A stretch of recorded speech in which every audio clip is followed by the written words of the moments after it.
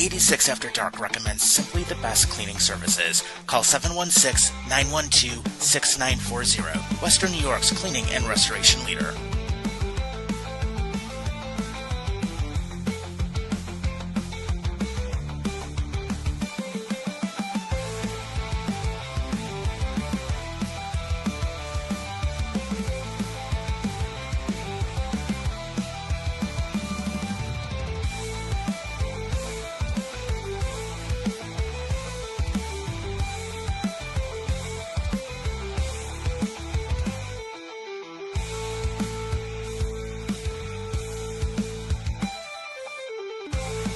From Buffalo to Long Island, this is I-86 After Dark.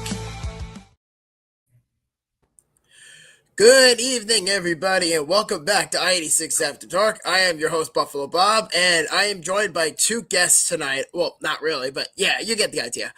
So in my middle, I have a one and only Great Dane, a.k.a. Damian Mike Rudd. Damian, how the hell are you, brother? Man, I'm just a guest to you. I thought we were becoming closer. Oh, yeah, no, it's all good, yeah. But how you been, though, lately? I'm curious. I'm good. It's been a hell of a long week so far. So I got a couple surprises for later in the show. I went to like a card break. So I got a couple of surprises. Hopefully one guy's watching us tonight because I got something to show him that he's really going to like. You mean Winnipeg surprises? Jets related. In the back door, you got surprises? We'll see. I'm just fucking with you. But then, of course, we actually have someone brand new to the I-86 After Dark family. And tonight he is making his debut episode. And I'd like to present Jake April. Jake April, welcome to I-86 After Dark and welcome to the show. Well, thank you very much, Bob. And thank you, Damien. I appreciate the opportunity and can't wait to talk some sports with you. Absolutely. So I guess for those who don't know about you, why don't you give us a little background about yourself? Yeah, I would love to. Currently, I actually ended about 2 weeks ago, ended up doing a TED Talk. So I'm a motivational speaker and I am a sports freelancer. I got my degree from here in Long Island at Hofstra, and I'm very excited to use it and be able to talk sports with you guys. Definitely. But like we said, welcome aboard onto the team, and we're very excited to have you with us. And you know what? We're in for a good show tonight, and I think we have a lot to count on. And I guess before we get moving for, first half of the show, I just want to make a really quick announcement. And that is next week is our annual I-86 After Dark Thanksgiving special. So I have already heard some notes from people that there will be a full house. So I just wanted to give you guys a little bit of a head up on that. So with that being said, just, join us if you want to join the festivities. And, we're just going to have a good old time just talking football like we normally do and just talk about Thanksgiving memories and all that. So if you guys can make it, that'd be great. We'd love to have you join us and, we'll talk about memories and all that shit. You know what I mean? And so yeah, I don't know. I know we covered the Giants a bit, but how about that butt fumble on Thanksgiving by Mark Sanchez? That was a moment to never forget. I don't know. He might forget it now. I mean, he was just recently stabbed. I mean, we don't know what Mark Sanchez is up to anymore nowadays. Yeah. I'm sorry. In the midst of that sentence, I was like, "Oh, did I do something wrong?" But we will act like we are not going to remember that part, I guess. Yeah, for certain. And we actually have a comment that just came in. And from around the rooms, but John. Hey, John. Hey, guys. What's going on? How are you? Hey, John, how you doing? John, we miss you. Get your ass on the show. We miss you. So we just want to let you know. I'm not the new guy anymore, so let the hazing begin with Jake here. Let's go. Yeah, I know, right? You had your moment. Now it's Jake's turn. So. Yeah. I appreciate it, guys. That's how I know I'm part of the family. Yeah, at that point for sure. Well, So, Jake, you're a Jets fan, so you bring a different perspective to us because Buffalo Bob is obviously a Buffalo Bills fan, and I'm a New York Giants fan. So you being a New York Jets fan, now we got all three teams covered. Yeah, I kind of stopped watching a long time ago, but that's okay because Well, how long ago we talking? they do indeed suck, or stink. So no, I pay attention to this season, but I don't sit through all the games. Yeah, well, I mean, those games are tough to sit through, but I mean, Yeah.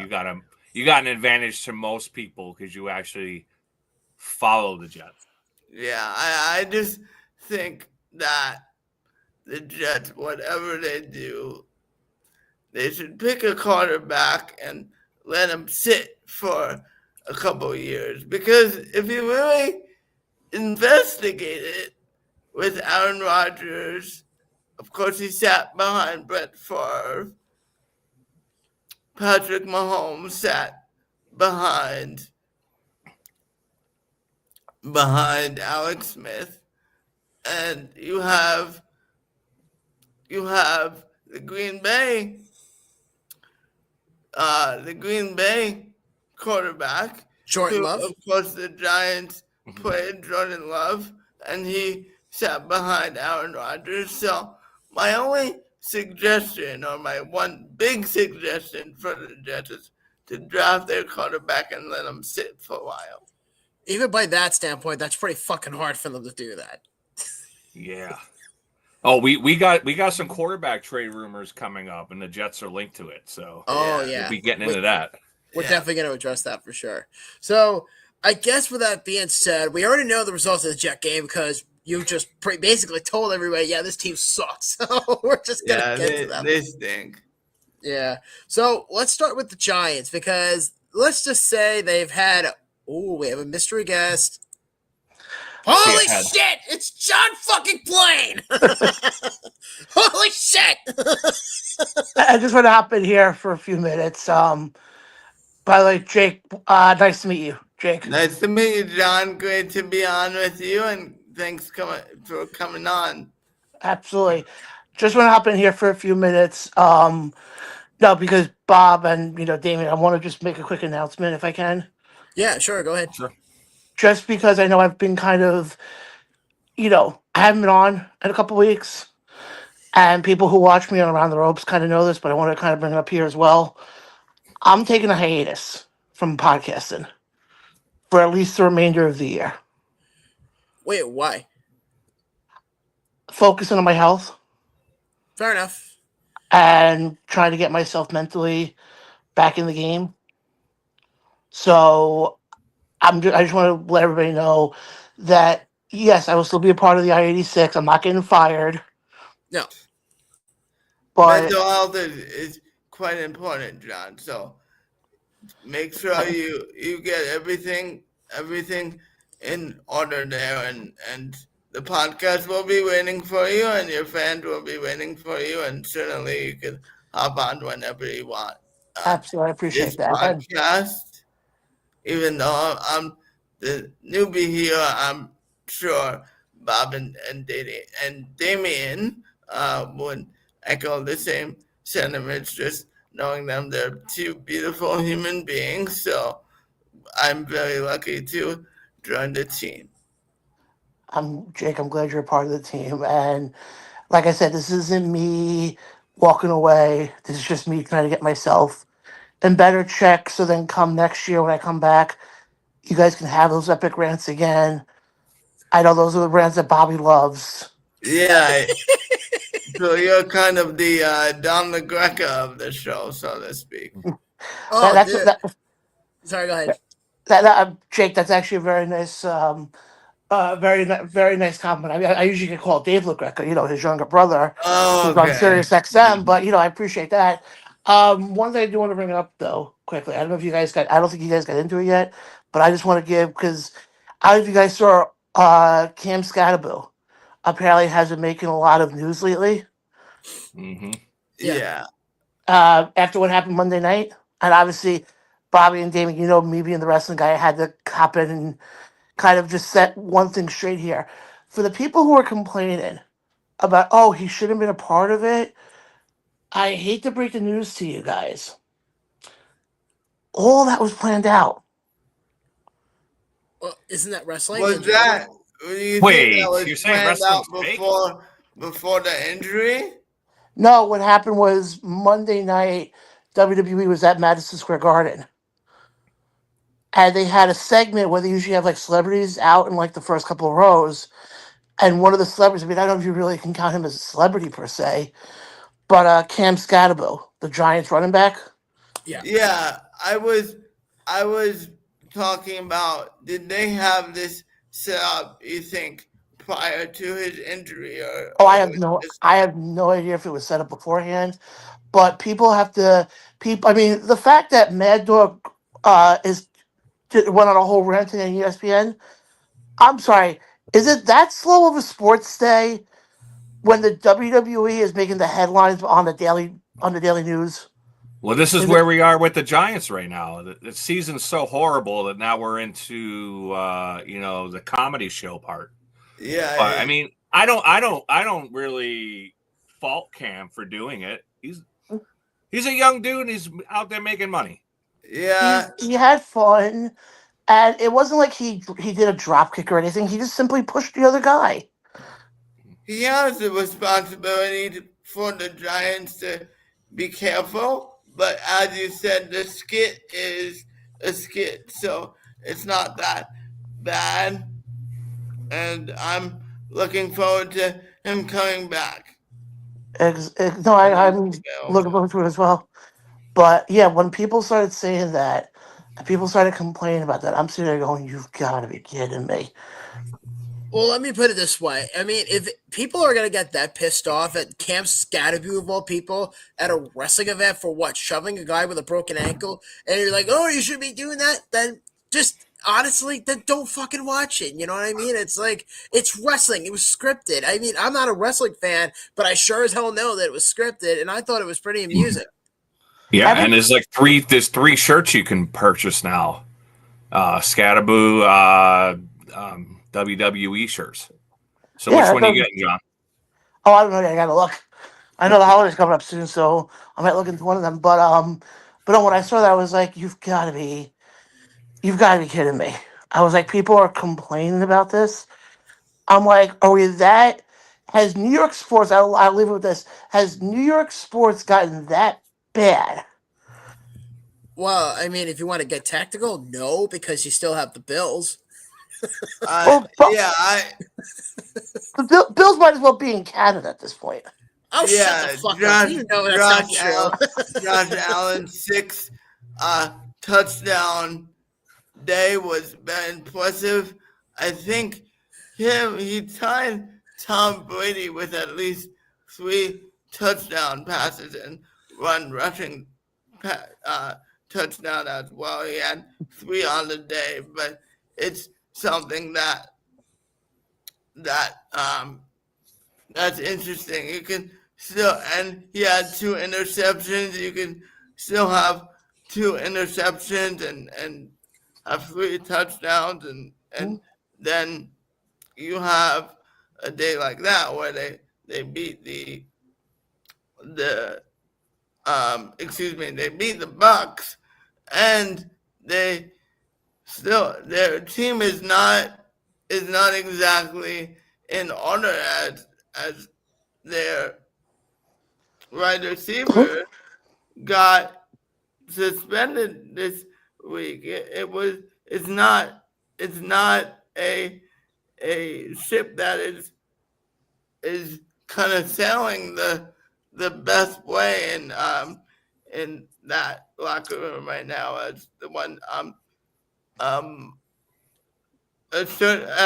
I'm talking about is Keenan Coleman, of course, and he was inactive because he missed a meeting on Friday, and his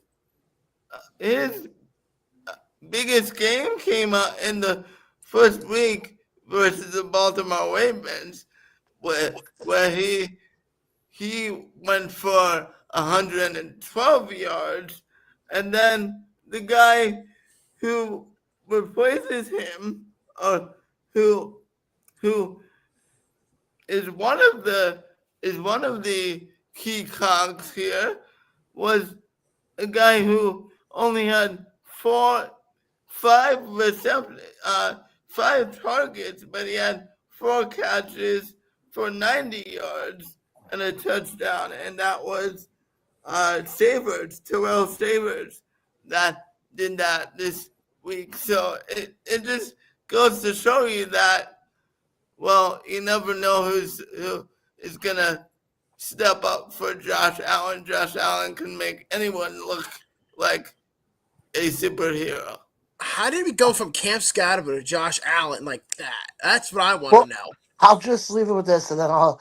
Because we talked about injuries or inactives, and Coleman was definitely Coleman is a fucking douche. Let me put it that inactive, way. yeah.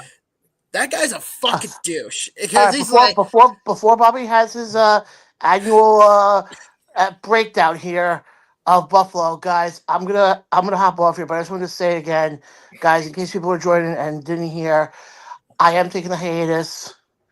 I should be back in full force come the new year. Guys, continue supporting, I-86.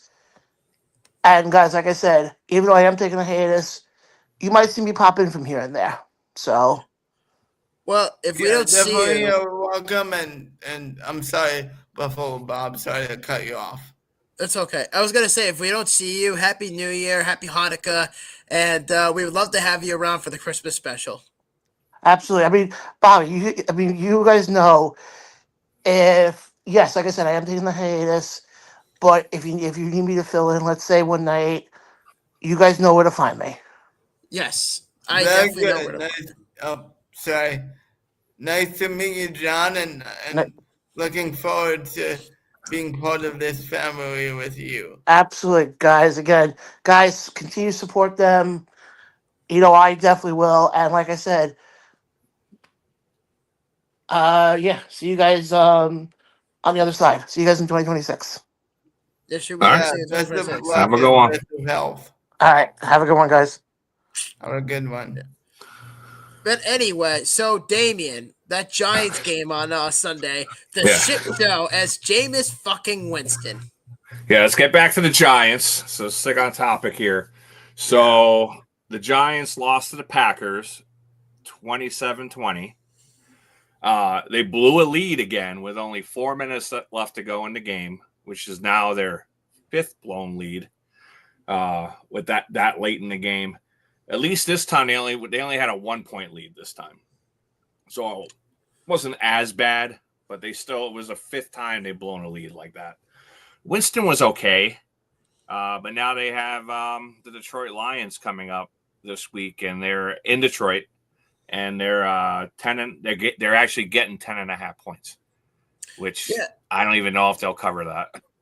I mean, to be honest with you, I was convinced the Giants were going to win that game. I genuinely thought, because at one point, because I think at one point they were up by a touchdown or two, and then Green Bay just stormed right back. And I remembered, oh yeah, it's Jameis Winston, the guy who could throw a gazillion touchdowns and then a gazillion interceptions. There's no in between with that guy whatsoever. Yeah. But I guess that's kind of what happens when you play your first game without Brian Dable, because you fired him. I think this was about as in between as you can get with him.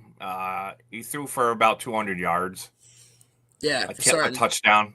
So. Well, if Jalen Hyatt doesn't stop in the end zone and actually tracks the ball, then that would have been a different story, possibly at the end of the conclusion of the game. So it's about communication, which I think the Giants are getting better in the locker room, as Jameis Winston, among others, has credit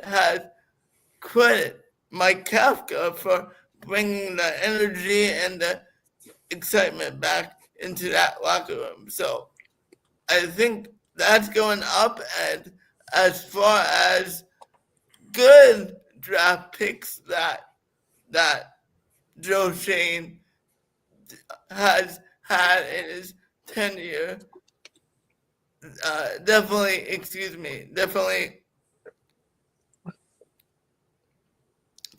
the guy who I think of now is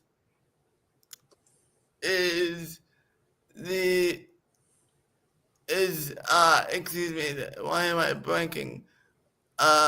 Jackson Dart, and Mhm.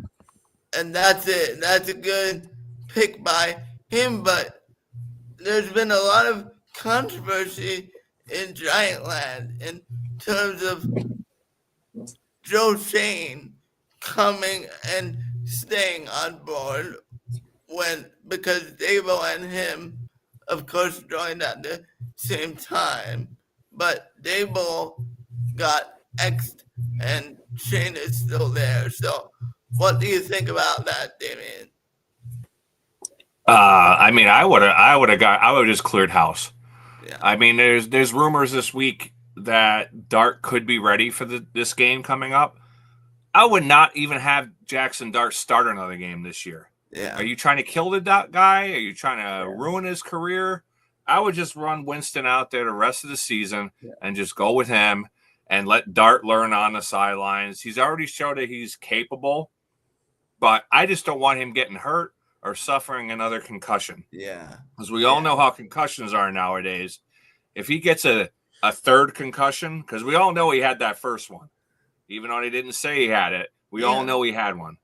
So, actually, do you think, my question is, do you think that Brian Dable got fired because of his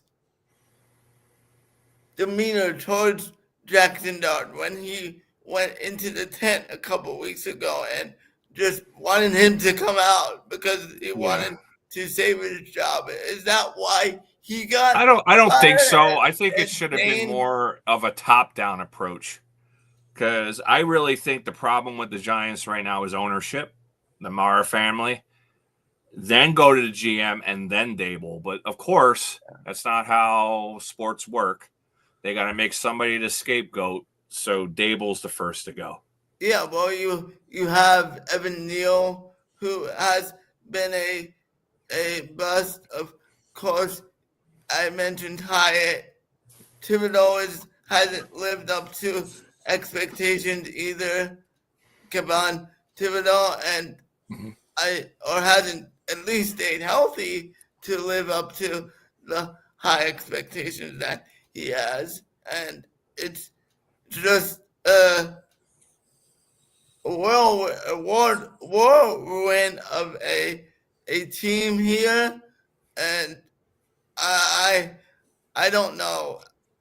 We'll see how it goes, but Shane has been in the hot seat for quite a while since they played that. I don't know what that's called, but the offer that wasn't given to Saquon Barkley, and now you see that he got a championship on the other end of that. But again, that was Mara interfering again. So, like I said, I really think it starts from the ownership down. Yeah, it'll be interesting to see how Shane does with the new coach. Even if there even is a new coach, do you think Mike Kafka has a chance to survive, or no? Mike Kafka fucking sucks. Kafka is not going to survive. So I'm just going to be transparent about that. And they better not bring Belichick in. Belichick already said no, but we actually thank God. Yeah, but we actually do have some comments that go in. So I know this one's been hanging out for a few minutes, but Jolene said, "Hey guys, it's so bad these days that I could be happy with the Giants not getting completely annihilated, and then another game that should have been won, and then got a third concussion, and he'll start to look like Tua. Oh my God, he's throwing up gang signs." I think just the Giants and the fan base, they kind of remind me of the Yankees a little bit No, they because don't. No, well they don't. let me just tell you. Yeah, but I Yankee fans are atrocious. I think because the last Super Bowl obviously was 2011, and it's not like you win Super Bowls every year. Look at the Detroit Lions and their railroad of a ride here. And that it reminds me of the Yankees that they just won in 2009, and all these comments, me included, but all these comments are about like what's going on here. It's you know, to win in 2011 is pretty impressive. Not everyone is a Chiefs. Well, see, that's where I don't think I agree with that because I think for what it just sounds like, it sounds like to me that a lot of comments, a lot of what's the word I'm looking for? A lot of voices come into the room and they basically say, "Hey, my team is better than yours." Giants haven't done shit in a while, and no offense to Damien, but I think he kind of got that idea. I mean, it's an echo chamber. That's what it is. It's an echo chamber. And if anything, the Giants are in their own little world right now. They're not winning shit. They're not going to go back 15 fucking years, Jake. I can tell you that right now. And on top of all that, they have their own priorities that they have to get straightened out because you don't pay Barkley, but you keep Jones, and that set you back 5 years. And then you fire Dable, which was a must to begin with. And then on top of all that, you now have to go out and get a new coach. Yeah. It's just Well, it's I think we talked enough about the Giants already. We're already at a half an hour, and this team didn't do shit this week. Yeah, exactly. So, and plus, I think Jake was entertaining us by writing a fucking verbal novel about the Bills for 5 minutes. Yeah. So, yeah. Well, speaking about those Bills and your Bills, Yep. so how'd you feel about that win? Okay. So my initial thoughts about the Bills are, yeah, Josh Allen played great, but I will say those stupid fucking interceptions in the first half of that game made by skin crawl. Okay, Yeah, did not look good early on. No, I what am I watching? Am I watching football or am I watching basketball? Because that was an atrocious throw. Well, he loves those little jump shot throws now. He's really into those. Yeah, I don't know what it is, but as far as I'm concerned, it's atrocious because in the first half they were just very sloppy. They couldn't get to Sean Tucker all game long, who had a hat trick in that game, mind you. And then on top of all that, Josh Allen went off. And I think, if I'm not mistaken, he became the AFC Offensive Player of the Week. In fact, I actually have the graph right here. So there you go. AFC Offensive Player of the Week. I know. So, Jake already told us about the 6 touchdowns. There was 9 lead changes in that game. Yes. And Sean Tucker ran for 106 yards, caught another 34 yards. And he almost eclipsed his total for the season in just that game. Yeah, the running backs were able to touch pay dirt, which shows the ability of Allen to, even though he had a off game with 2 interceptions, usually people, like if you compared that to Jameis Winston, you would be, even though he only had 2, he could have had 4. You would be so excited about that. But that just shows you that Allen and this team gives you so much promise. But you have to beat the Chiefs in the playoffs. That's the next step. Well, fuck the Chiefs. That's number one. And we actually have a few comments that are coming in. Jesus Christ. So more than a few. Yeah, Jay said the boys are back in town. Buffalo Bob, Grape Dame, and newcomer Jake. What's happening? And where's your Panthers bucket? All Buffalo gear, no Panther. First off, I don't give a shit about the Panthers. The fact that you still hold on to that is just crazy. And really, that Jolene said that could really be said about any team, though. And then Lawrence comes out of nowhere and says, "I'm a Yankee fan. At least they make the playoffs, unlike the Giants." Yeah, and you know what else the Yankees are good at? Losing in the World Series. So that's Yeah. let me put it that way. But then, I mean, just the fan base has the same outlook. I believe. yeah. And then Jolene said the first half, Allen was very reminiscent of year one, although then he got his shit together. Yeah, somebody probably smacked him on the fucking head and said, "Josh, you're a Pro Bowl quarterback in year 9. Play and act like it." And I guess that's where it is. He's kind of like a wine toy. You have to Yeah. Yeah, you have to wind that toy up, and then it's just Yeah. up and marching and all that shit. That's kind of what happened. And you know what? I wouldn't be surprised if it happens again, where he plays a shitty first half, and then he comes back and he just rips it. And you know what? Yeah. I think it's gotten to a point where, you have to, think to yourself, why was they being held back for so long as far as the offense? Because for one, you have a shitty offense that can't get anything out of it without Allen. And if you're limiting his throwing ability, you're not going to win a game. And if you shut down James Cook, you're also not going to win. So you need both in order to maintain a stable offense.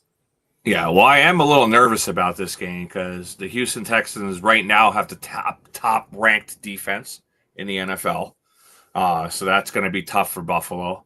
And then even last year, Allen against the Texans, they lost 23-20, and he only threw for 131 yards in that game. So I am a little worried about this game. And the last time they won in Texas was a very long time ago. So 2006. Yeah. Wow. So that is going back ages. And yeah. You know what else went back ages? Was when I went to Indianapolis a year ago, and the Bills haven't won in Indy since 1998. That was with Peyton Manning, mind you. And they haven't won shit until I was there. But wait, the actor Peyton Manning? At least Peyton Manning is a credible quarterback. I think the most credible quarterback that the Houston Texans have had is Deshaun Watson or Derek Carr, and that's where it starts here. But that's what surprises me about that. But then they also go up against a backup quarterback this time, and Davis Mills and their coach Rico has made it clear that he has belief in his backup quarterback. But I definitely think that they have more than a fighter's chance this week. We'll see about it. Yeah. We'll see. But you know what? At the end of the day, you know what? It's another week, so let's just hope for it. And we actually have a flood of comments, but we're not going to get through all of them because, we're starting to get a little popular over here, aren't we? Yeah. Yeah. So let's move on from those two games because we actually have a lot to go through, and there's actually a gambling problem in the NFL, believe it or not. And it is being reported by Pat McAfee, who said that the NFL has worked with lawmakers, regulators, and sports betting partners to limit and, where possible, prohibit prop bets in the NFL. And the NFL sent a memo to team officials saying that in light of recent gambling scandals in other sports, the NBA, and that's my plot here. The league has worked on with lawmakers and regulators and sports betting partners in recent weeks to limit and, where possible, prohibit prop bets are in the NFL. So they don't want to go through what the NBA just did. So I'll just leave it at that. And the MLB with Class A, him throwing balls intentionally for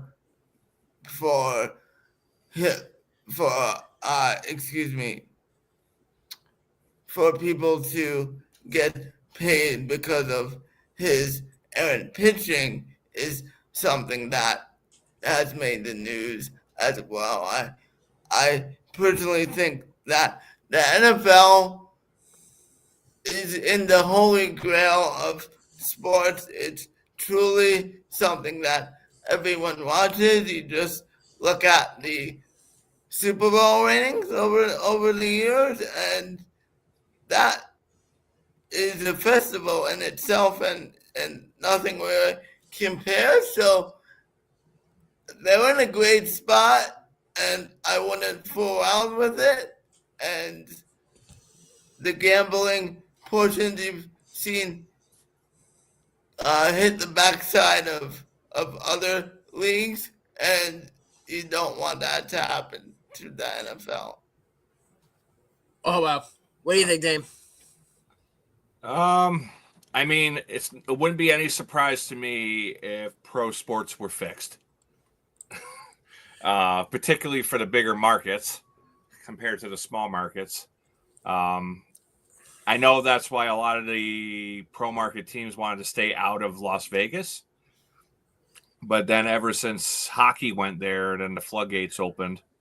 And then other teams started moving to Vegas. And now even the Oakland Athletics are going to be moving there soon. So, I don't know. I mean, have I gambled on a sport before? Sure. But I don't make a hobby of it. I do think for other leagues to go there, as you mentioned, the Knights and you mentioned the Oakland Athletics, certainly with hockey, it's a very niche sport, and baseball is losing fans by the minute because of the just play that stops constantly. And even though we do have the pitch clock and the ramifications for throwing to the bases too much, you do still have that population that doesn't like to watch baseball.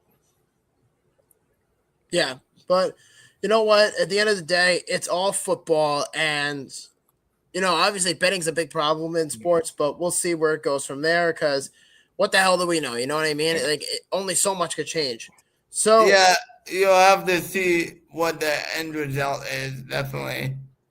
Yeah, and we'll only know that by times going on. So definitely, I agree with you both. I did want to try to blow through some of these comments because, there are fans, so I want to try to blow through some of them here. Yeah, sure. But we can't go through all of them, so let's just put it I'm just going to go real quick. So if Josh doesn't put his team on his back, we have no chance. It's either he puts the cape on or we lose. Keon's out again tomorrow. Thank God. I'm sure you feel the same way. Bills defense can't keep up with 30 points a game. The last 2 weeks they played, Dolphins got 30, Tampa got 32. Buffalo Bob, what is wrong with the Bills defense? I think we all know it's the run mostly. Well, they're also old as shit. Let me put it that way. Bills won, but the rest of the season, Allen will have to be the superhero every game until our passing gets going, and we have no defense. We have to get to the playoffs before even worrying about the Chiefs. I think they'll get there. No shit, Sherlock. Hey, you never know. I called the 200-yard game against the Bucks. Tucker helped me beat Damian in fantasy football. Yes, you did, you fucking bastard. Oh, look at you. Look at you. I'm fighting that was a quick funny story about that. So Larry is in my fantasy football league. He was the number one team right now. I was number one 3 or 4 weeks ago, but since I've lost 3 games in a row. So I was playing Larry, and he has Jonathan Taylor. Yeah. But he was on bye. So I'm like, I have a chance to beat this dude. So the fucking dude on Wednesday picks up Tucker, and he goes off for 3 touchdowns, and I lose. So crazy. So with how bad Bills defense is looking, they aren't giving the offense any room for any mistakes, and that's true. Shut down Bills running game, and our offense is in trouble unless Josh saves us. Bills are bound to have a downfall. Well, that's a coaching pride problem. I said that a few weeks ago. And then go Bills. So that was all. I just wanted to run through them real fast. See, this is why they give me love on the show and not the fucking teams in Jersey. This is why I get all the love, okay? Yeah. Well, I got to Speaking say of- hi to Natalie. I don't know if she's still watching, but she's friends with my daughter. So she heard I was on a podcast, so she wanted to come on. Hey, new sub. You know Yeah. what I mean? New sub. Hi now, Louis. Great to be with you. Honored to have you watch this great podcast. Yeah. Well, So I appreciate guess the the next topic that we were going to get to was Murray. On this the trade podcast talks. by the two great people here. I'm just leaning on their coattails. So thank you guys. I don't have any coattails. Yeah. And I mean, if you have a coattail on your dick, then I think you could apply to that. Yeah, I'm just fucking with you. So Jake, how would you feel about Kyler Murray coming to your Jets? Because Kyler Murray is in rumors to either go to the Jets, the Browns, or the Dolphins. And I feel like all three of those teams right now are where quarterbacks go to die. And Panthers, that's a possibility too. I left them out because it didn't fit the narrative, but those other three teams, that's where quarterbacks go to die.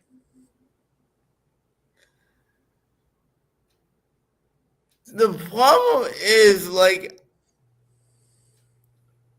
I don't want another Justin Fields moment where you have expectations because he's proven himself in the NFL, then goes and poops the bed. And Kyler has had a season last year where he was on fire. Yeah, I think it was last year, and it's just not being able to be consistent enough to help the Cardinals. But yet again, that's not unusual since they spent a pick a while back on Josh Rosen, and he is now in finance. So I think it might be more about the team than the player. Well, yeah, it's definitely the team. I mean, you go from Darnold to Aaron Rodgers to Fields, and now you want to bring somebody else in. I don't think that's going to be the solution for them. Yeah, it's really, it's not helping with the negative publicity after each and every loss. I think you need to restart the engine, so to speak, before you fly, because you want to allow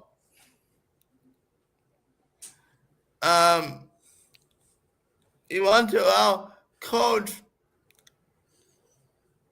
to be able to sit back and relax, and now you don't have that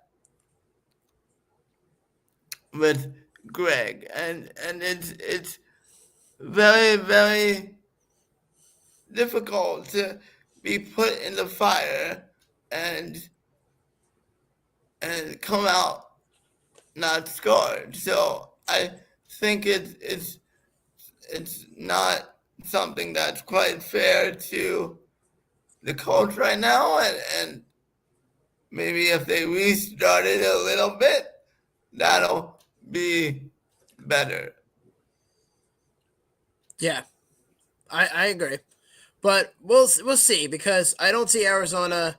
I could see them, drafting another quarterback, but they're not going to make it easy for Kyler Murray, because he's got to go someplace where his career is going to die anyway, and I think the Jets are going to be perfect for him.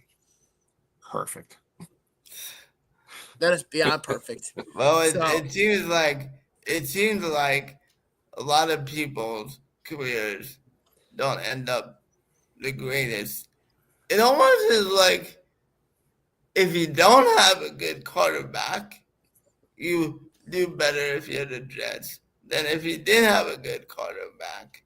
Because if we look back at the times when the Jets had success, it wasn't the quarterback that led them to success. It was the team's running backs. You had Thomas Jones, LaDainian Tomlinson, and even Leon Washington. And it's just those names, I think, helped out more than Mark Sanchez did at times. So it's not about specifically who's under center. It's about the people who are backing him up, so to speak, and that is not something that you like to see, that the guys who are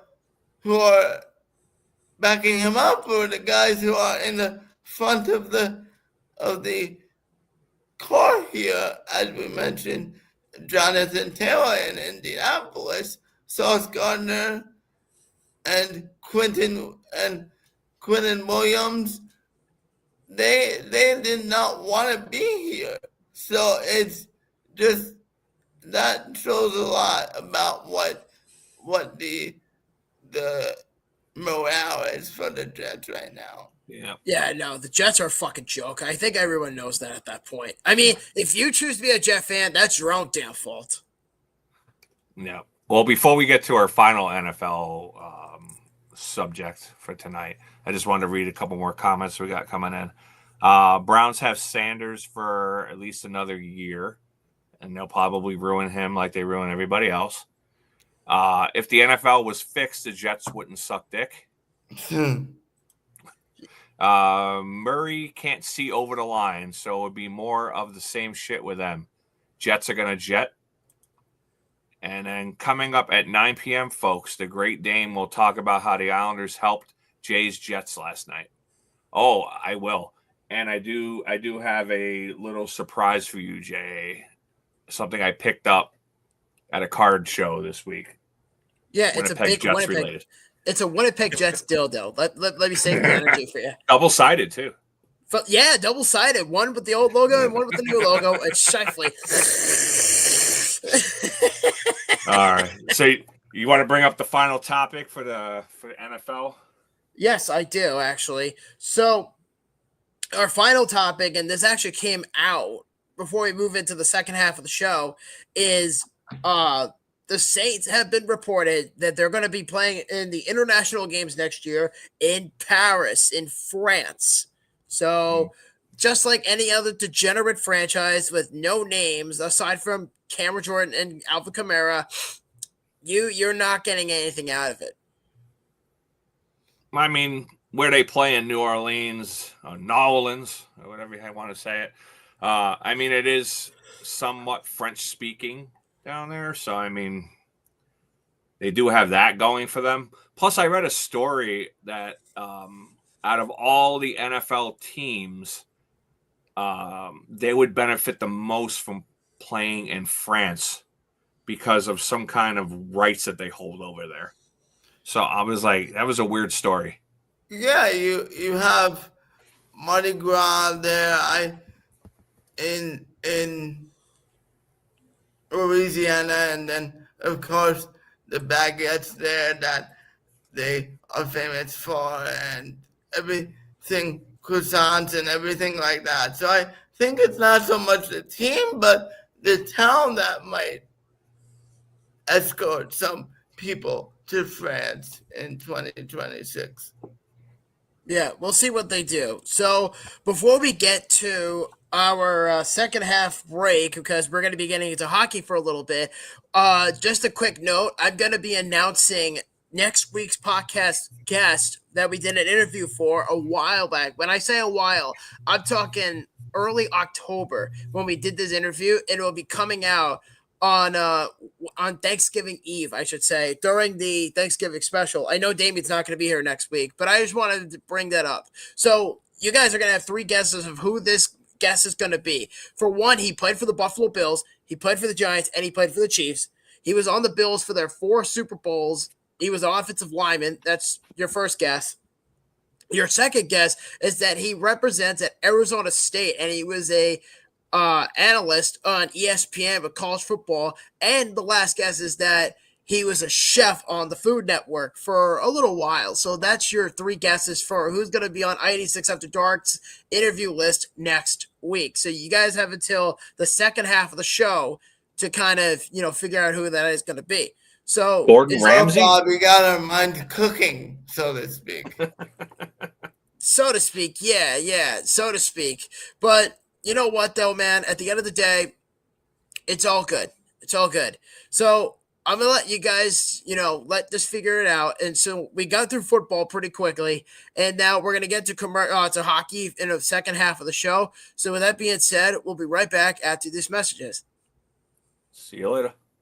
This episode of I-86 After Dark is brought to you by Superfry, right here in Merrick, New York. Superfry is serving up homemade soup, legendary hand-cut fries, and wraps that always hit the spot. And if you're hungry for something next level, try the Zazzini, stacked with crispy bacon, melted mozzarella cheese, juicy chicken cutlet, and their signature Roscoe dressing. One bite and you'll know why it's a local favorite. So when you're craving real flavor, head to Superfry in Merrick, New York. Big taste, handcrafted, and always fresh. To place your order, call 516-379-SOUP or just scan the QR code on your screen and get Superfry fast. Welcome back to I-86 After Dark, everybody, and we are now on to the hockey side of things, and Jake actually had to get going for a little bit because he had some stuff going on, but we want to thank you, Jake, for coming on tonight. We truly appreciate it, brother, and we hope to see you next week for the Thanksgiving special. So with that being said, we're going to get down to the second half of the show, and let's talk about the Islanders because, honestly, they've been kind of on a tear as of late. Oh, the Islanders, yeah. I mean, they've been fantastic. So they're still on a 7-game road trip going through most of the West Coast. So since we met last time, they beat Las Vegas 4-3 in overtime. Then they went to Utah and beat the Mammoth 3-2 in overtime. They didn't play particularly great in that game, but they got the win. They played great in Colorado, but unfortunately that was a 4-1 loss. The score is not really indicative of how well they played in that game. And then the big controversial game last night, a 3-2 win in Dallas, that had a lot of storylines and some horrible refereeing. But we'll get into that in a second. Yeah, for certain. But you know what? I got to give the Islanders credit because they've been playing lights out as of late. Because what was it that you said last week? You were hoping that they win at least 2 of those games in that 7-game road trip or whatever the number was? Well, I was hoping that they would get at least, like around 4 or 5 points on the road trip. And they've already surpassed that. So all of this has been gravy. And like I said, they could have won that Colorado game. It was a very close game, probably the best game out of the 4 that they played, and that was the 1 loss. Yeah. I mean, I would probably say that I would say at minimum that they've been playing better hockey in the last couple of weeks that I've probably seen them in the last 5 years or so. Oh, for sure. They're actually fun to watch again. Because in the last couple years, like if I missed a game, if I had something going on, I missed a game, I was like, oh, well, it's whatever. Now it's appointment watching, and especially to see Schaefer, like I want to be home to see those games. Right. And you know what, too? I would say from a retrospective, who knew that an 18-year-old kid was going to just completely just change everything for within the span of the Islanders? Yeah. I mean, it's great. It's also kind of a little sad at the same point. Why is that? That an 18-year-old, it takes an 18-year-old to get all these veterans, to get their asses moving. It's so ass backwards, but yeah. I'll take it. I mean, fuck it. I mean, what Islander fan would not, as of right now, would not take that? That's like I said, he's just amazing to watch. He's worth the price of admission. So quick. He had a crazy move in the Dallas game. that he got like a partial breakaway, and Butch was like, "Does this guy know that he's a defenseman?" And then Brendan quipped back, he's like, "Does this guy know he's a rookie?" I mean, that's just the plays that he's making. It's insane. Yeah, you know what? Honestly, by my standard, I didn't think that they had a chance this week. Like, they went up against some real heavy hitters, Vegas. We said it was good. This was the toughest stretch of the season right here. They do have one more 7-game road trip because I don't know, the NHL loves fucking us over. So we do have another 7-game road trip later in the season, but this was the first one. But this was by far the hardest stretch of the season. Yeah, that I will say, taking Vegas, taking Utah down, and there was a stat that I read during the trip that the Islanders have won back to back to back 3 consecutive games in overtime, and that's never been done by the team, which I think is remarkable. But I will say also is that the Islanders, they don't really have any real budding superstars that kind of carry them. Like, it's not like, Tampa Bay, or not Tampa Bay. It's not like Florida or Colorado or Winnipeg for that matter. Mm-hmm. And yes, I know Jay's going to jizz his pants when we mention Winnipeg, Yeah. but, they had a 5-1 record, which was actually a comment from Natalie. She said 5-1 on the road. And they also average about 3.2 goals per game, which is 5th in the Eastern Conference. Yeah. Well, it's going to be tough at the end of the season here, or getting towards the end of the season. Because do I think the Islanders should be buyers at the deadline? No. I think but they should. If they keep playing like this, it's going to be tough. But yeah, I don't think there's any way in the world they can be buyers. That's the thing. They really need to start trading some of these older veterans away and start building around Schaefer. Because you're not really building around Horvat and Barzal anymore. You're building around Schaefer. To be fair, it never was around Horvat. Horvat was just there because he got there late, but I mean, he's kind of along the same age as Barzal, so there. Yeah. Speaking of Lou, apparently he still has a positional job with the team as an advisor to owner Scott Malkin. I was going to mention that because I'm like, just when you thought he was gone, he's not. He's still around. Yeah, no. And oh my God, this fucking team, man. They cannot get rid of Lou under any circumstance. Nope. They can't. Nope. They can't. That's the funny thing is, I heard it on the radio the other day.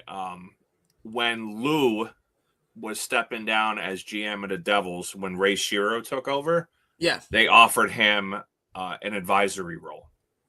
But then Brendan Shanahan, former Devil, was in Toronto and reached out to Lou and wanted to know if he wanted to be the GM in Toronto.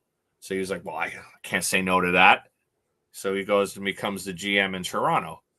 So then when Kyle Dubas took over for him and they wanted him to stay in Toronto as a special advisor again, the Islanders came calling and, offered the GM position down with the Islanders. And he was like, well, that sounds like an excellent opportunity. I'm leaving. And now they bring in a new general manager, Darsh, and he's kind of in that special advisor role again, but they're not quite saying it. But I don't think the only way you're going to get rid of Lou is if some team wants him as their GM, which I think he's out of teams now. I don't know if I don't think that's going to happen. I don't know what the fuck's going to happen. But do you think Lou is dictating some of these moves, in your opinion, even though Darsh is the GM? I don't think since the Tony DeAngelo, Kyle Palmieri extensions, maybe the Boquist too, because those deals seem to be like Darce came into the office and opened up a drawer and was like, "Oh, what's this here? Contract extensions." And it was like, "Oh shit! Now I have to do these." Yeah, I could see where it comes in because the Islanders are in this very interesting position because You ever remember in the ending of Toy Story where Woody and Buzz were chasing the truck when Andy's family was moving from their old house? Where it's like, Buzz, we missed the truck. We're not aiming for the truck. You know what I'm talking about? That's what Darsh and Wah are doing right now. They're literally accelerating this rebuild or retool, if you will. Because let's be honest, the Islanders That's a have been, retool.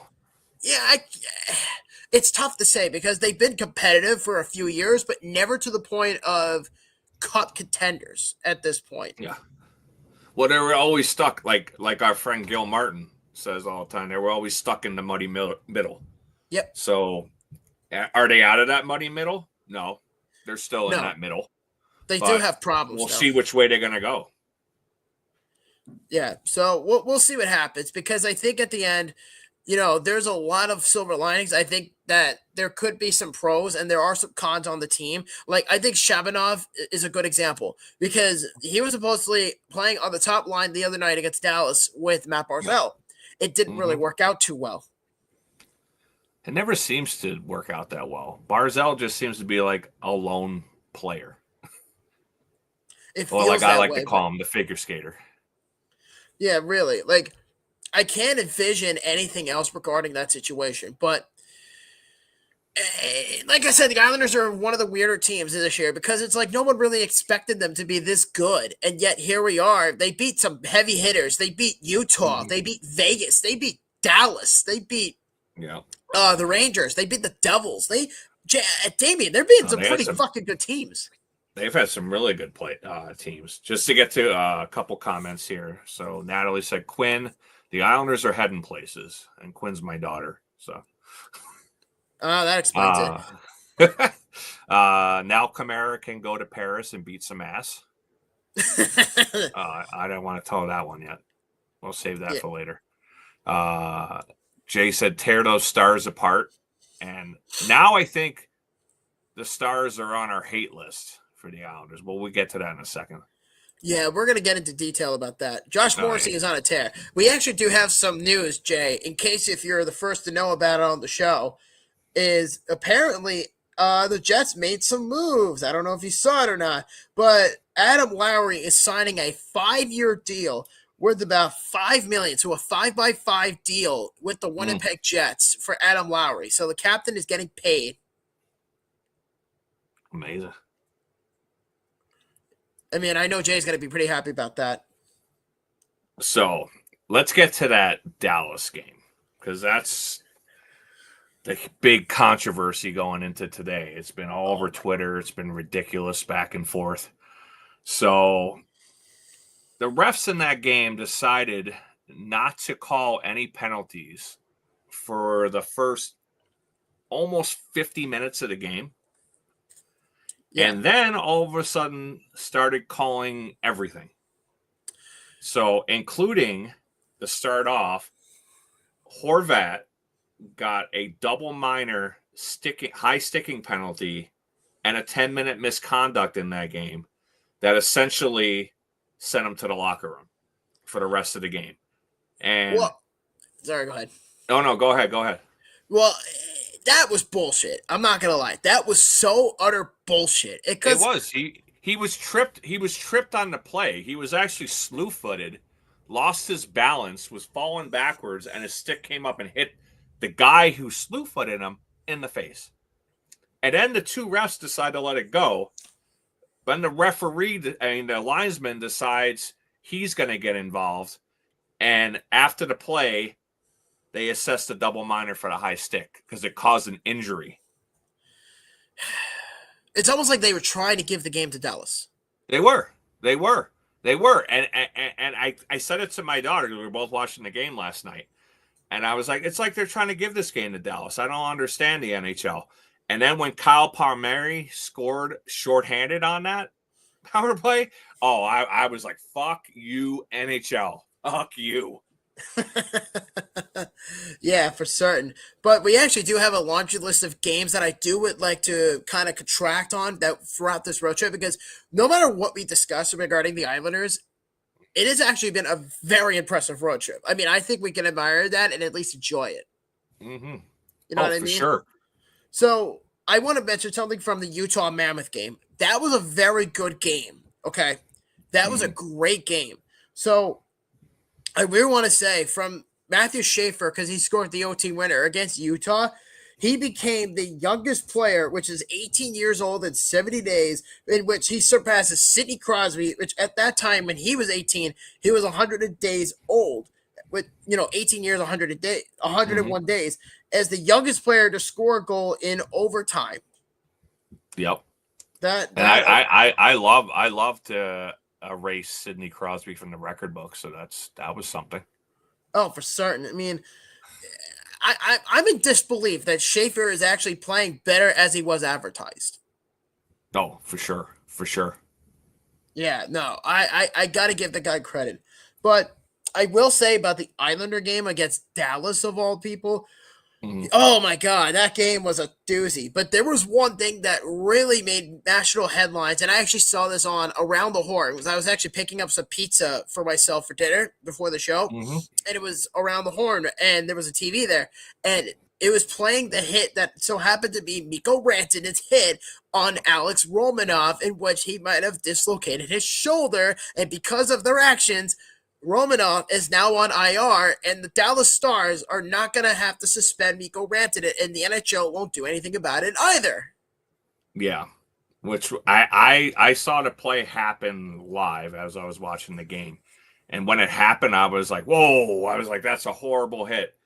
He's going to be suspended for a while. Of course, the NHL player safety is a joke. Yeah. You can't suspend a star player. They're not held at the same accountability as a fourth line scrub. No. So it doesn't matter. So now we lost Romanoff for God knows how long. Could be the year. I don't know if it's going to be. He already had shoulder surgery last year. So if it's the same shoulder, we don't know. But just the excuses out of Dallas stating that Mayfield clipped Mikko Rantanen's skate that caused him to go off balance and into Romanov was a joke. Oh, yeah. You could say he lost his balance, sure, but he still pushes Romanov in the back and into the boards. He didn't have to do that. No, he didn't have to, but he decided to. And then, of course, Mikko Rantanen with his Finnish accent, he's like, "Oh, I didn't mean to do it. I didn't mean to do investigation. I didn't mean to be enforcer." Yes, you did, Mikko. You literally shoved the fucker into the boards. I was hoping Patty Waugh was going to jump over and beat his ass last night. You know what's funny? I actually do have something to say about Patrick Waugh. So Patrick Waugh was furious at the Dallas Stars bench yesterday. And people have said to me, because I have friends of other teams, and they're like, man, you have the French John Tortorella on the team. Which they do have a point, but it's like, there was a quote that was, if you're a lip seeker or a lip reader, then I think you would pretty much get an idea out of it. So Patrick Waugh came on, that retrospective. He told the media what happened with Romanov. He said that the hit from Rantanen was, quote, disrespectful. But what he said prior to that was, he said, quote, why won't you come try that in New York? You're not going to fucking finish that game. And he was referring to Mikko Rantanen. Well, I was watching the game live, and you could hear it on the hot mic in between the benches, and I'm like, who is yelling like that? And then they pan over, and you're like, holy shit, it's Waugh. Yeah. It's always going to be one way or the other, with that's Patrick the Waugh Waugh we thought we were getting when they hired him last year. We thought that's the coach that we were getting. And that's like the first time he's been that animated since he came to the Islanders. Well, I also think he has the freedom of expression. Now that Lou is gone and he's no longer the GM, yeah. he could definitely hire his own assistant coaches. He can hire his own staff, which I think, to be fair, it's been a mixed bag. Like, their power play is really good. Not elite, but it's good. It's above average. And then the penalty kill, I think, is getting better because of a system thing. But I always forget who does what. I think it's Ray Bennett who runs the penalty kill, and then Bob Buckner runs the power play. I always get those two swapped. It might be swapped. I can't remember either. But I think the big thing about the penalty kill is they took Cizikas off the penalty kill this year.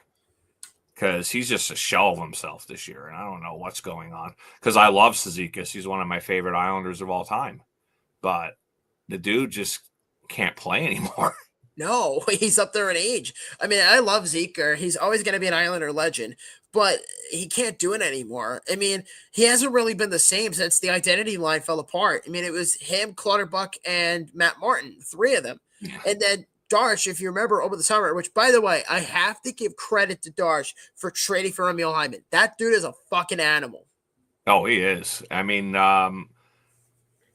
the Vegas, Utah, and the Colorado game, he scored the first goal in all three of those games. Yeah. And the funny thing is, he scored on his birthday against Colorado. I think it was on Sunday the 16th. And there was a trivia question during that game, and I remember seeing it. And the question was, aside Emil Hyman, who was the other two Islander players to score on their birthdays? And the answer, and the answer was Kyle Palmieri and then Casey Cizikas. Wow. Okay. I think I did hear that, but I was in the kitchen doing something, so I missed it. Yeah. But we do have a couple comments just to get through before we probably move over to the Sabres soon. Oh, yeah. I have a lot to rip about the Sabres. So Natalie says, what old timers do you guys think should get traded to make the team better? Well, right off the top, we just talked about one, Cizikas. But I don't think they're going to have any takers for him anymore. And then probably Pajot, but there's a caveat on that because he's probably one of our better penalty killers and definitely the best face-off guy. So that's a lot to replace. And then your other one would be Lee, but Lee's our captain, so you'd hate to lose the captain or trade the captain. Right. But the big thing with the Islanders is they haven't had any youth and speed in a while. I mean, aside Schaefer and Cal Ritchie, those two guys alone is not going to make the team. So I understand why people feel this nostalgia about, guys like Zeker and then Anders Lee and Pajot. But you have to remember, nothing lasts forever. You have to go out and you have to replace them. It's not going to be easy, and I understand that. But you have well, look at when we got rid of Nelson last year. You hated to see Nelson go, but was it the right move? Absolutely. And what is Nelson doing this year? He only has 3 goals. Yeah. I mean, Brocktober didn't happen in Colorado this year. No. And you know what? They give the return that Lou got for the team. A first-round pick and Cal Ritchie. And I read a stat the other day on tankathon.com. If the season ended today, that pick that Colorado got, or they gave up to the Islanders, would have been the 32nd overall pick. Yeah. So that's a big gimme. But the Islanders also have a middle round pick, depending on where they are. It'd be either middle round or or early 20th. It's so early. Like, we're almost in December, Damian, and we're talking about the Islanders potentially making the playoffs. Hell yeah. And Jay comes back with his dumbass question. Should the Islanders be scared of Larkin tomorrow night? No. Nah. And we actually have a new one. Hit the Gamer says he's always been a dirty player. He's referring to Rantanen. He's got a point. Yeah. And then user, what the Elon Musk is this? Who knows? Yeah, honestly. I'm thinking some of my kids got into the chat here, so because I could hear laughing upstairs. So yeah, they probably like my Elon Musk comment because I have this one. Looks like the Great Dame has been hitting the gym. So I have. So thank you very much. Yeah, you know what? You've been getting the McDev shoulders, eh? Yeah. Yeah, how could an old fart like you be jacked up already like that? I don't know. Well, that's what was crazy when we were doing our interview yesterday. I don't want to give away who it was, but very big dude.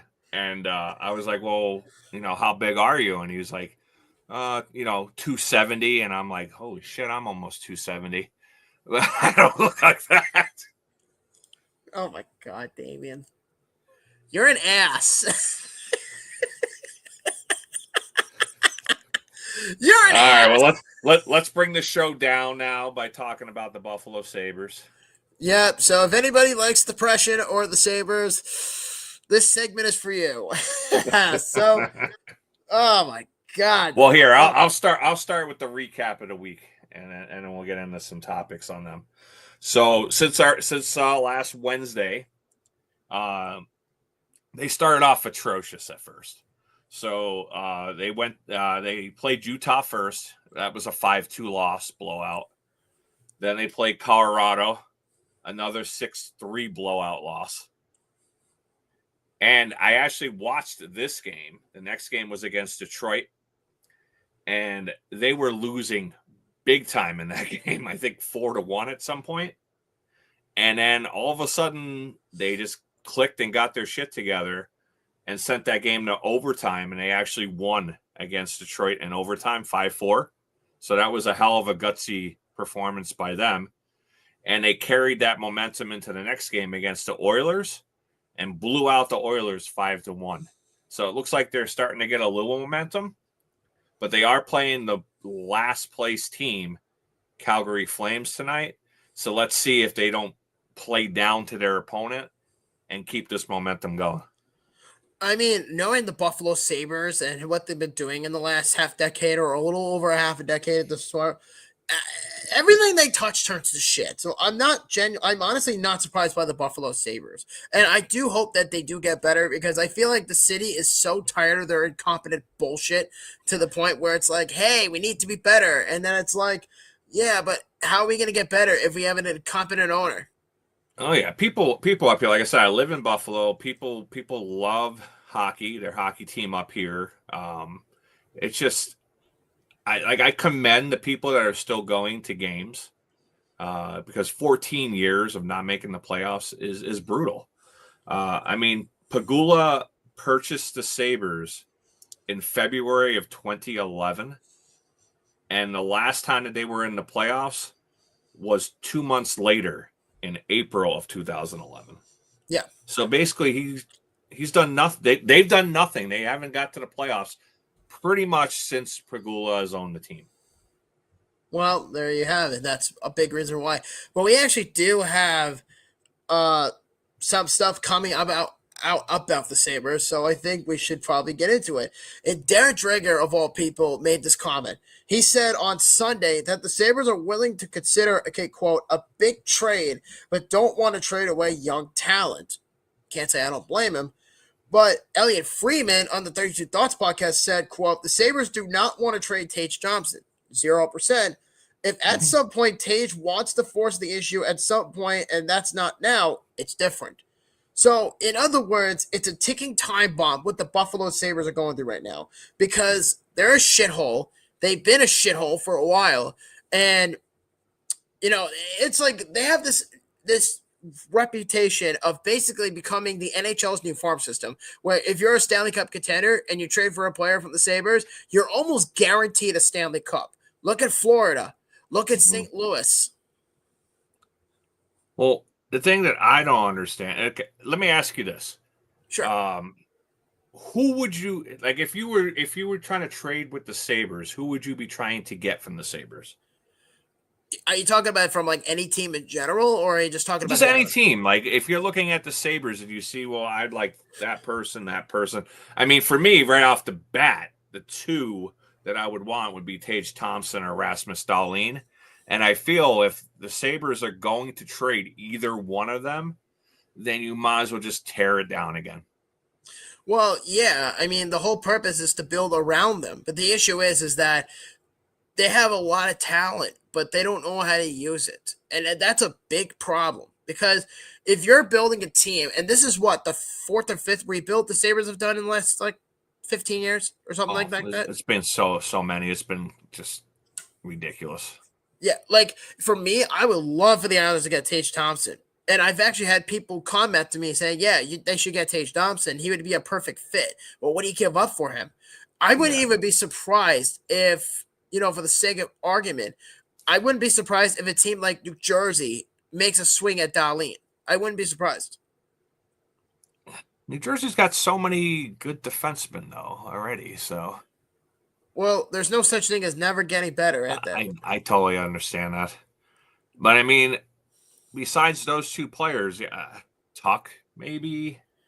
Well, Tuck's Bo a free Byram. agent. Yeah, I know. It's like I know we talked about the goalie in Rochester. Yeah, Levi. Yeah, Yeah. Levi. I said he would. I predicted him to go to New Jersey. I've heard some people say Thompson to Montreal. I've also heard Darlene is not for sale, but we'll see what happens because I really have no idea because at that point you have to think yourself: are the Sabres ever going to get better? I'm going to say yes, but it comes down to what they do with their actions. They are starting to get healthy now. Like I said, they just won back-to-back games. We'll see how they do in Calgary tonight. Jason Zucker, Zach Benson are coming back soon from injury. It's not all good news because Michael Kessering, he went out. He's going to be gone for quite an extended period of time. Yeah, for certain. I mean, I can't disagree with that one bit, but it's Buffalo. I really know there are Sabres fans that are listening to this. I really sincerely pray for you guys that you do get better because this shithole owner and this shithole hockey operations and this shithole team and roster that they've assembled together with this shithead GM who should have not had this job to begin with. It's bad enough when the best trade he's made was trading for Michael McLeod. Yeah. Or I'm sorry, Ryan McLeod. Sorry. Ryan McLeod, yeah, Ryan. Yeah. I got him confused with Michael McLeod. I know they're brothers. But guess who the Sabres are playing this Sunday, too? Let me guess. Edmonton. No, those fucking jerks in Carolina. Yep, your favorite team. Oh, my God, I hate that fucking team. Well, Come on, Sabres. Come on, Sabres. Win one game for me. I have no faith in them. I have no faith in them. Oh, we do. Oh, yeah, I got you. And Hit the Gamer said, do you think the Sabres are going to make the playoffs in the coming years? Well, let me ask you this. Do you think Superman will dump a big ass in the middle of Kryptonia? Or what the fuck is that, Metropolis? Maybe. I mean, Crypto would have to swallow it. I mean, he is a dog, so he would probably have to, eat it all, I guess, if it's like a meteor size. But who knows?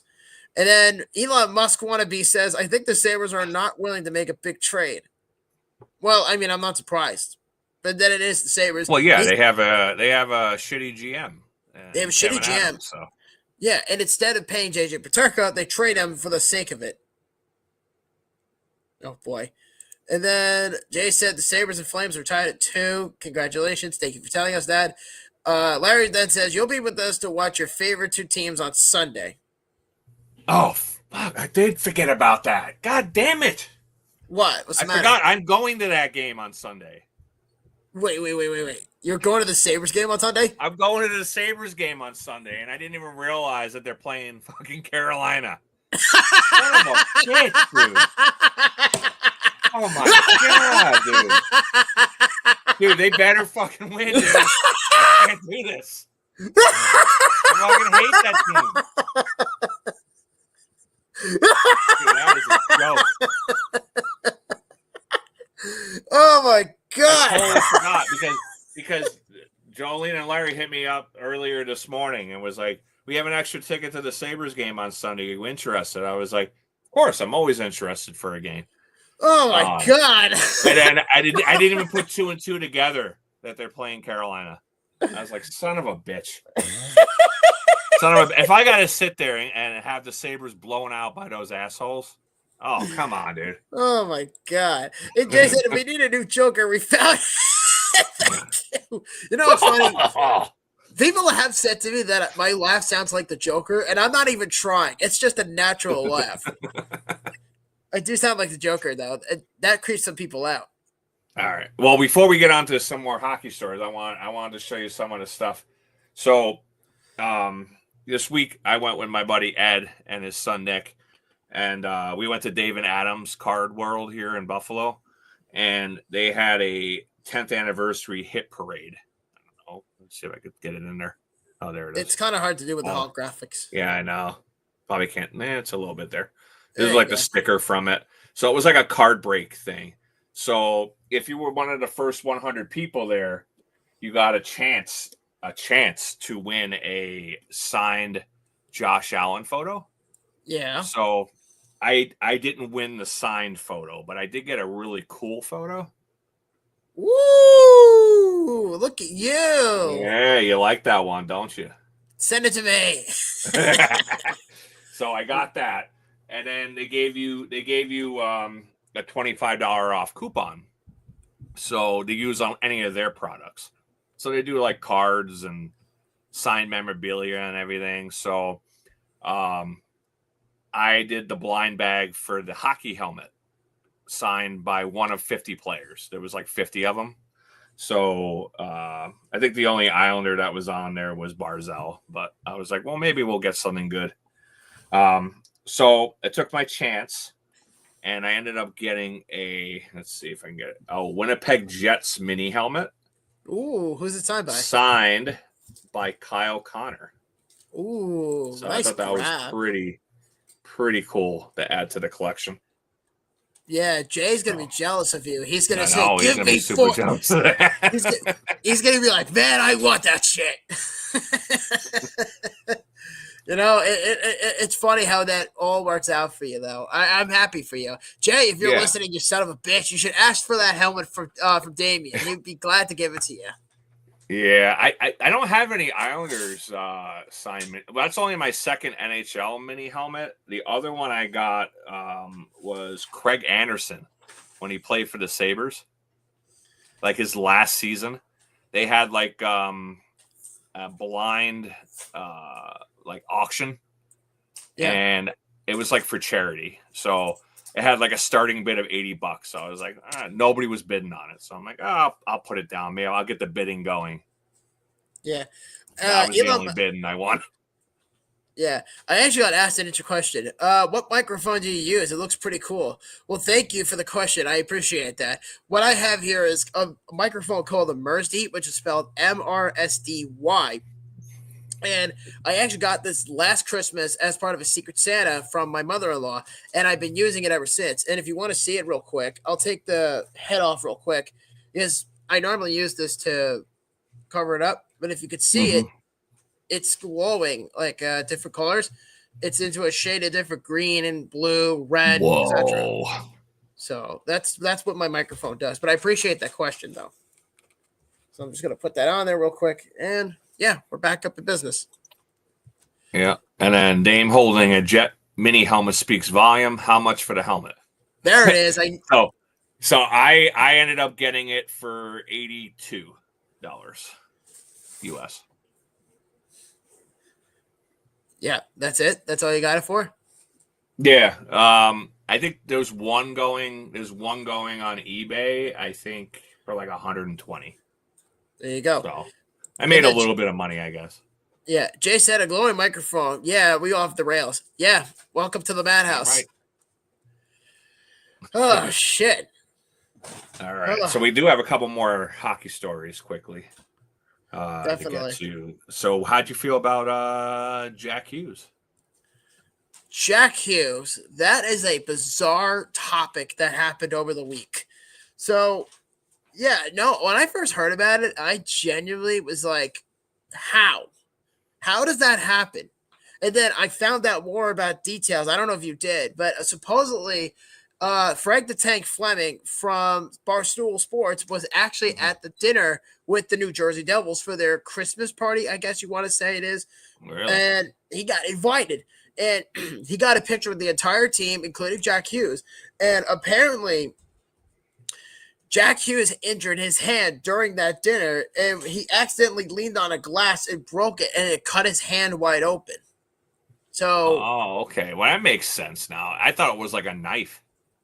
Well, it could have been too, but there was another incident that happened in hockey as well. I think it happened to E2 Listerainen for the Florida Panthers, and apparently he burnt his hand at a barbecue in Florida. Mm-hmm. Like, shit. I mean, how much more? Be careful. I still remember those the Columbus Blue Jackets, the goaltenders, when they were playing with fireworks and one of them died. I'm like, yeah, I remember that. That was sad though. That was pretty tragic. I'm sorry to bring it up. Yeah, it's okay. It happens. But you know what? Well, because we are in the topic of hockey news, may I ask you a question? Mm-hmm. What in the fuck are these? Just disgusting. Toilet paper. Well, these are horrible. I mean, look at it. These are, by the way, these are the 2026 Winter Classic jerseys. You have both the Rangers and the Panthers, and you can see the Rangers one. It's literally just the alternate jersey for their 100th anniversary, but it's just in cream, and it says New York. It's so ugly. And the Panthers one, oh my God, what the shit is that thing? I mean, the Panther logo looks like it's on crystal meth. It looks like when you take an exorbitant amount, you go on to Kensington, Pennsylvania, downtown Philly, and that's what you come out looking like. Yeah, they're not very nice. I won't be picking one up. No, why would you? I mean, it's bad enough that the fucking event is in fucking Florida. And Lone Depot I got to get my Schaefer jersey soon. Yeah, I mean, at some point I probably will too. But you know what? At the end of the day, I really do not care for those jerseys at all. I think it's an abomination. And then Jay said, "You eating a team dinner? How the hell are you cutting your hand?" Maybe because Frank's fat ass was there, and Jack probably got distracted, and pew, there you go. Yep. Started to bleed out. Very distracting. Yeah. Let me ask you a riddle. What do the Vancouver Canucks and the Edmonton Oilers have in common? Vancouver and the Edmonton Oilers have in common? I don't know. They're both depressing hockey cities. Okay. Explain. Well, I'll start with the Vancouver side of things, because I'm sure you've heard the rumor for years about how the Canucks are refusing to rebuild, but rather they aggressively retool, because that's what the Flyers do in this case. And next thing you know, they don't outright trade everybody, but they basically trade all the big names, and they're mediocre afterwards. So it's being reported that the president of hockey operations at that time, Jim Rutherford, made it clear to a Sportsnet interview that he has no intention of rebuilding the Vancouver Canucks, even if Quinn Hughes were to relieve the team in the future. And Rutherford did come out and say that he has the authority to tear things down, but that is not the direction that he believes the team should go. And instead, he views the team as being in a, quote, transition year and not a rebuild or a retool, and that he refuses to move established players simply for draft picks that, quote, may or may not play someday, end quote. And the Canucks season in general has been a hit hard with injuries, with as many as 9 players as of this recording that are sidelined at once. And one of them is Thatcher Demko, who is out week to week again. And then losing Philip Chattel, which was a major setback with another concussion with only 6 games in with the Canucks. And this is after trading JT Miller, which they acquired him from the Rangers in a trade. And then Rutherford expected that the team would have added at least a second-line center to, at least by now, but says that asking prices around the league are extremely high and often involving top prospects like Tom Willander and Elias Pettersson, the defenseman. And then Rutherford also doubled down, because he's a prick, because he did this shit in Pittsburgh. He doubled down, but Vancouver's top young players, such as Willander, Pettersson, Jonathan Likimarki, and Braden Coots, are not expected to be trade chips unless the return is a player 25 or younger. And he believes the team has finally rebuilt a strong prospect pipeline that does not want to start cutting into it. And he said Quinn Hughes' future won't dictate the team's direction, and whether Hughes resigns or not and eventually wants to play someplace else. Rutherford insisted that the Canucks will stay the course by developing young players and then building toward becoming a consistent playoff contender. No, he's an asshole. Yeah. If Quentin Hughes is off the team, they got to trade him, then it's a complete teardown at that point. Yeah, no, I don't know how they function. And Francesco Aquilini is the same way. Francesco Aquilini, I have a tongue twister with that name, so forgive me if I didn't pronounce it correctly. Aquilini, that's what it is. So he's another one. He's a meddlesome owner who doesn't want to do anything. And then it's like, oh, yeah, we'll just do this and that. We won't do any commitment to a rebuild. We don't want to do that. And you wonder why the Canucks are in such a shithole right now. And they have been for a while. So, yeah. So since Ryan Miller days. Yeah, they're like Buffalo. They, you lose track of everything as far as everything goes. And then the other thing, too, is Edmonton is in a depressing environment. And currently they're down by 1 goal. It's 5-4 late in the third against the Washington Capitals on TNT. And Connor McDavid is, how do we say this? He's going to lose his shit. Oh, yeah, he's definitely going to lose his shit. Well, I mean, he's there for 2 more seasons.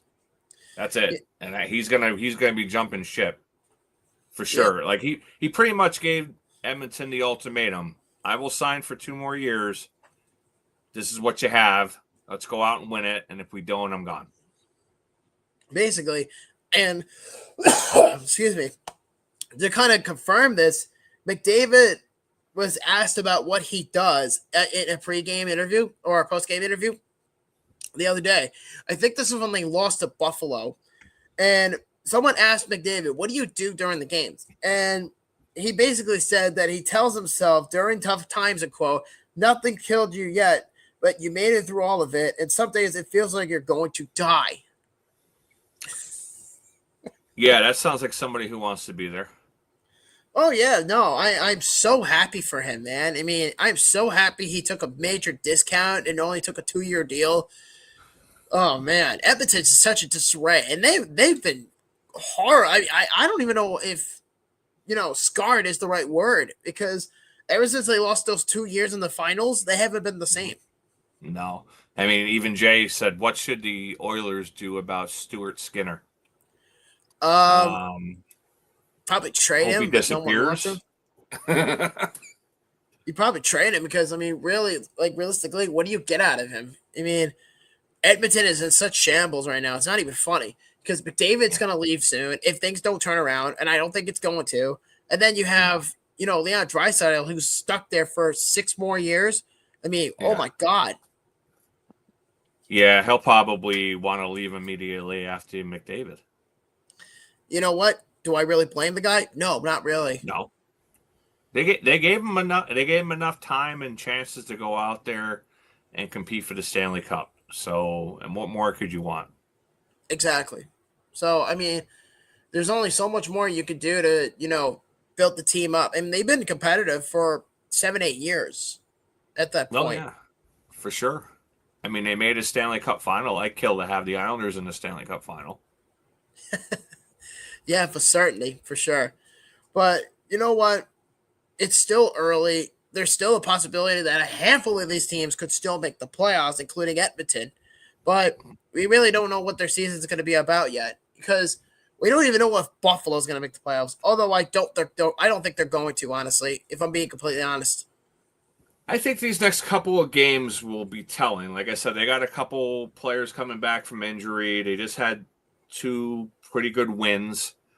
They got Calgary, then they got Chicago, and then Carolina this week. So we'll see. We'll see how they do.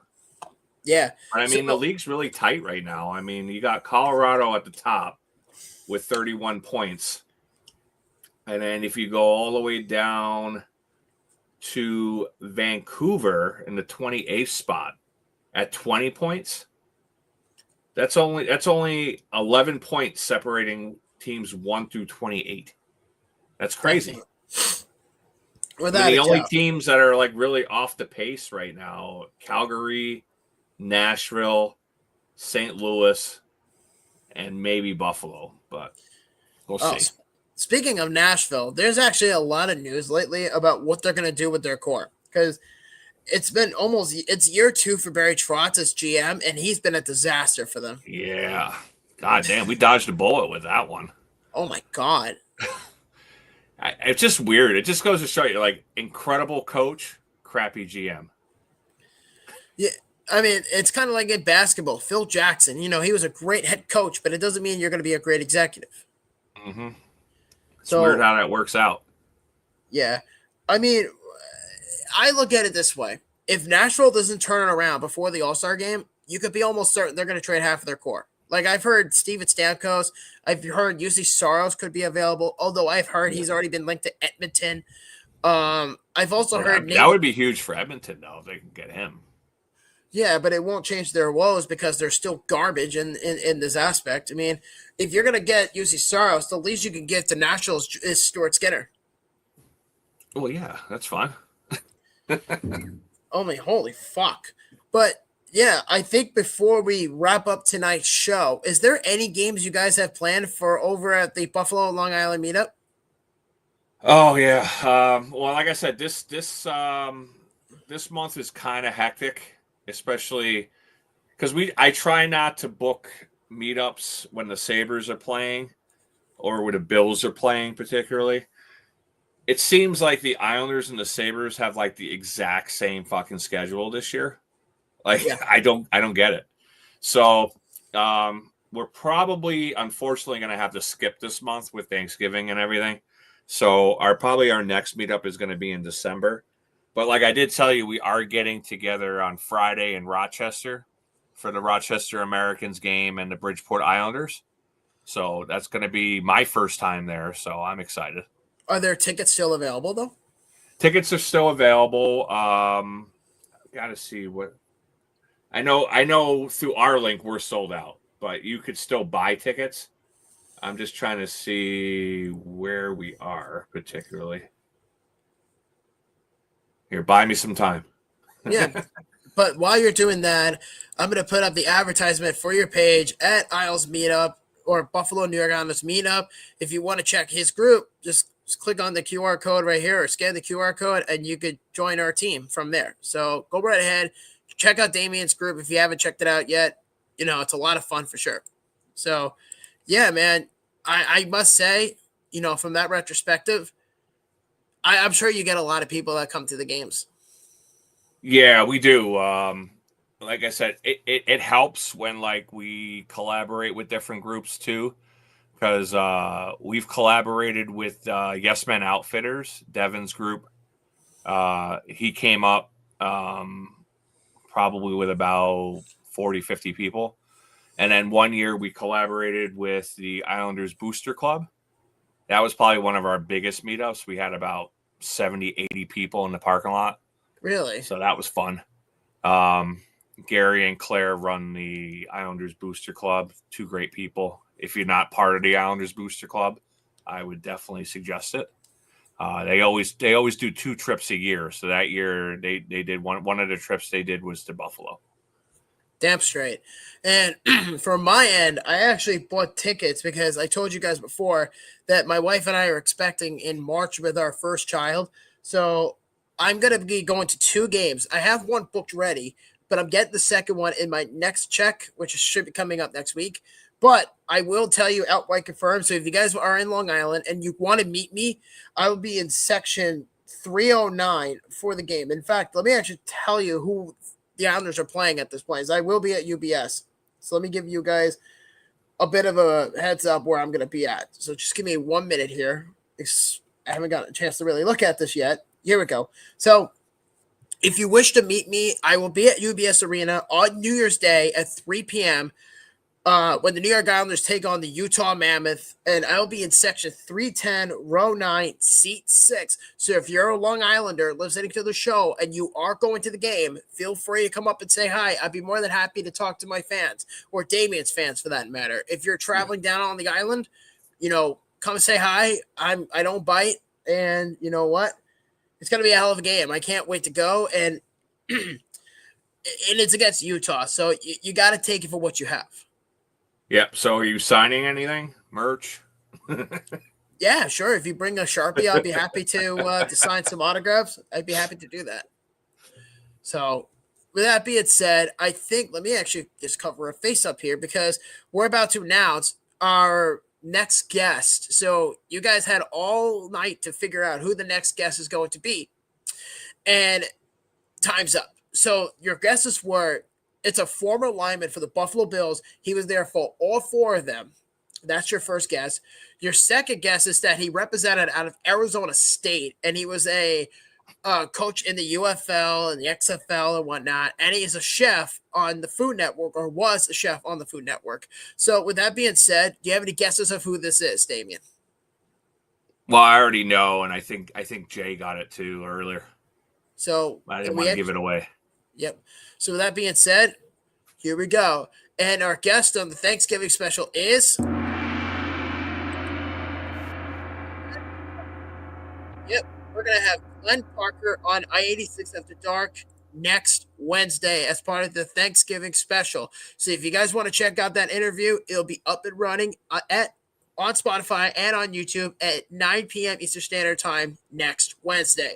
So you don't want to miss that one. It was a hell of an interview that me and Tom did back in October. And around the time we interviewed him, Damien was just on our team a week prior. So he didn't know anything about interviewing. He didn't know dick about anything about that stuff. So now I'm a seasoned pro. Yeah, at this point, you're a seasoned pro. You've had 3 interviews, and we're not going to say who it is yet, except for 2. We've done 2 together so far that are not published yet.